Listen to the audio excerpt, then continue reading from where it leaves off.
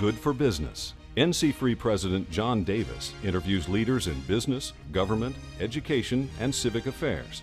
He gets their opinions on the most important things North Carolina should do to improve its business climate through political involvement.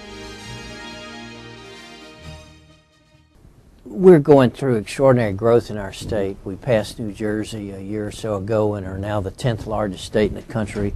We're on track to becoming the 7th largest state in the nation in the next 10, 15 years. Of course, all this growth is going to cost a lot of money as far as infrastructure, needs, roads, schools, all that.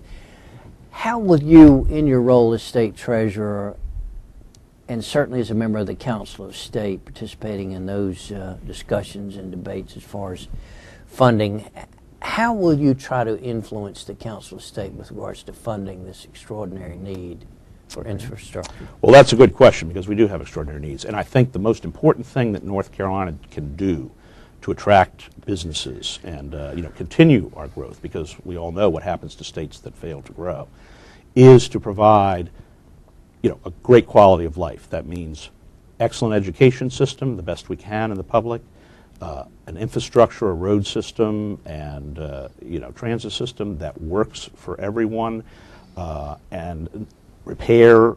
The most important thing is not just building new things; it's keeping both our buildings and our bridges. I mean, I have two lovely daughters. They take after their mother. They're smart and beautiful, and I don't want to have to worry about them driving across a bridge that collapses. And we have some issues here in North Carolina. It's always sexy to build new things, but if you've got to fix what you have too. And that is the challenge, and that is why I believe that there needs to be a state treasurer who has worked on Wall Street. I have 30 years of experience being a pension fund money manager, managing over $1.25 billion. I've issued state municipal bonds, worked with those folks. You have to be creative. That doesn't mean foolish or making decisions that are fiscally irresponsible.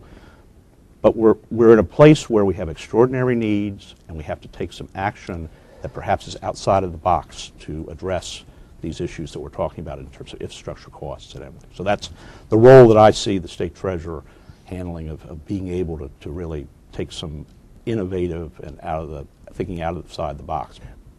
What, from a historical perspective, what is unique about North Carolina's leadership in that office that caused us to, over many decades and over a century, I guess, to have this such a strong office? Yes. Well, I think that I would, at the risk of boring all of your viewers, I would say it dates back to the Depression, with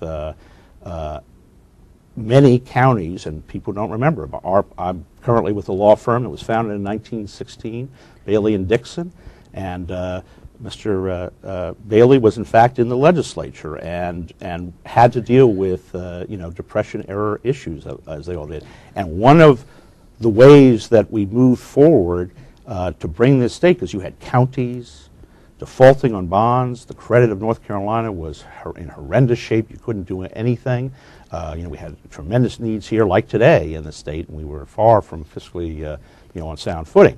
So a structure was put into place with the Local Government Commission that is essentially a resource and watchdog over local, county, and municipalities in terms of their finances, to help make sure that there's a sound accounting system, that there's fiscal responsibility, auditing, and then also the debt issuance levels. The State Treasurer's Office, just as a matter of fact, came out last month with what can North Carolina afford to maintain our AAA bond rating in terms of debt levels. And that's a very important factor, because what people don't really appreciate is that we have tremendous outstanding indebtedness already, and that were we to lose our AAA bond rating because of fiscal irresponsibility or sloppiness, we would be paying hundreds of millions of dollars a year more in interest rates.